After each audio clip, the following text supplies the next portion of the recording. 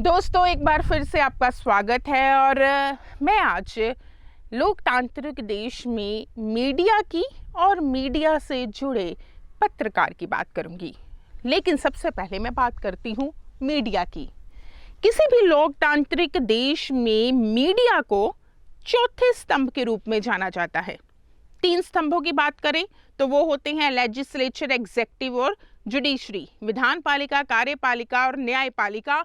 और अगर लोकतांत्रिक देश में इन तीनों के बाद किसी को महत्वपूर्ण स्थान दिया गया है तो वो मीडिया को दिया गया है, क्योंकि ये माना जाता है कि मीडिया लोगों के लिए होता है, मीडिया लोगों के लिए आवाज़ बुलंद करता है, मीडिया लोगों तक सच लेकर आता है, मीडिया गलत लोगों का पर्दाफाश करता है और लोगों को जस्टिस दिलाता है।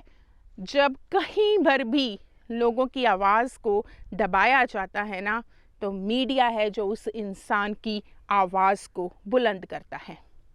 इसलिए मीडिया की शुरुआत भी देखें तो मीडिया की शुरुआत भी एक मिशन के तौर पर हुई थी। मिशन यानी कि कुछ करने का जज्बा। अंडरग्राउंड प्रेस के बारे में हम सब जानते हैं। जब हमारा देश आज़ाद नहीं हुआ था तो हमारे क्रांतिकारियों ने देश को आज़ादी दिलाने के लिए अंडरग्राउंड प्रेस शुरू की थी, यानी कि ब्रिटिश सरकार की नज़रों से छिपकर रात को वो कुछ क्रांतिकारी सामग्री प्रकाशित करते थे और लोगों में बांटा करते थे। इसीलिए तो कहते हैं, खींचो ना तीर कमान ना तलवार निकालो, जब तोप मुकाबिल हो तो अखबार निकालो। किसानी आंदोलन भी हो रहा है तो ट्रॉली टाइम्स भी शुरू हो गया, क्योंकि जब ऐसा महसूस होता है कि सच लोगों तक जाना चाहिए तो मीडिया ही है जो लोगों को सच का रास्ता दिखाता है। आज के दौर में मीडिया की बात करें तो हम सभी जानते हैं कि व्यापारीकरण हो चुका है। कुछ ऐसे मीडिया अदारे हैं जो हम कह सकते हैं कि कुछ राजनीतिक घरानों या व्यवसायिक घरानों के हाथ की कठपुतली बन चुके हैं। नाम मैं लेना नहीं चाहूँगी, सब जानते हैं। लेकिन आज मैं बात करूँगी मनदीप पुनिया की। मनदीप पुनिया एक ऐसा नाम जो किसानी आंदोलन में उठा, एक ऐसा पत्रकार जिसे सच बोलने की सज़ा हुई। थोड़ा सा मनदीप पुनिया के बारे में बताती हूँ। मनदीप पुनिया, हम कह सकते हैं कि दिल से किसान और पेशे से पत्रकार। किसानी और पत्रकारी दोनों की समझ रखने वाला, जज्बा किसान जैसा और सोच पत्रकार जैसी। यही कारण है कि किसानों के बीच में रहा, किसानों के सच को लोगों तक पहुंचाया और सज़ा भुगत कराया। मनदीप पुनिया ने Indian institute of mass communication से अपनी शिक्षा हासिल की। उसके बाद कई पत्र पत्रिकाओं के साथ वो कार्य करने लगे। फिर इनके पिताजी चल बसे और ये अपने गांव वापस चले गए और ये खेती करने लगे। इसीलिए तो मैं बोल रही हूँ, दिल किसान जैसा। क्यों? क्योंकि अपनी ज़मीन के साथ जुड़े हुए हैं, खेती की है, किसानी की समझ है और कृषि कानूनों की भी तो समझ रखते होंगे। एक ऐसा इंसान जिसने Indian institute of mass communication से पत्रकारी की हो और जो किसानी भी करता हो, खेतों में काम करता हो, उसे समझ भी होगी, जाहिर सी बात है। तो मनदीप पुनिया इसी तरह से कारवां मैगजीन के साथ बाद में जुड़े।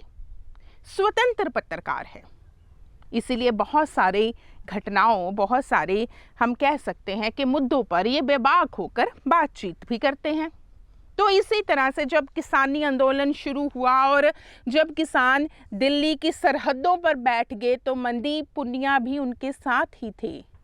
हर एक चीज़ को रिकॉर्ड कर रहे थे, हर एक किसान से बातचीत कर रहे थे। तो इन्होंने एक बार लाइव ब्रॉडकास्ट किया अपने फेसबुक पर और लोगों के सामने कुछ तथ्य रखे। वो कुछ ऐसे तथ्य थे जो शायद पुलिस को या हम कह सकते हैं कि किसी को रास नहीं आए और सिंघू बॉर्डर से इन्हें दिल्ली पुलिस के द्वारा गिरफ्तार कर लिया गया। जैसे ही मनदीप पुनिया की गिरफ्तारी होती है, रिलीज मनदीप पुनिया ट्विटर पर ट्रेंड होने लगता है। यहाँ तक कि रवीश कुमार जैसे पत्रकार भी कहते हैं रिलीज मनदीप पुनिया, और ये भी लिख देते हैं वो कि अगर अब हमने सच के लिए आवाज ना उठाई तो फिर कोई और इंसान सच नहीं बोलेगा।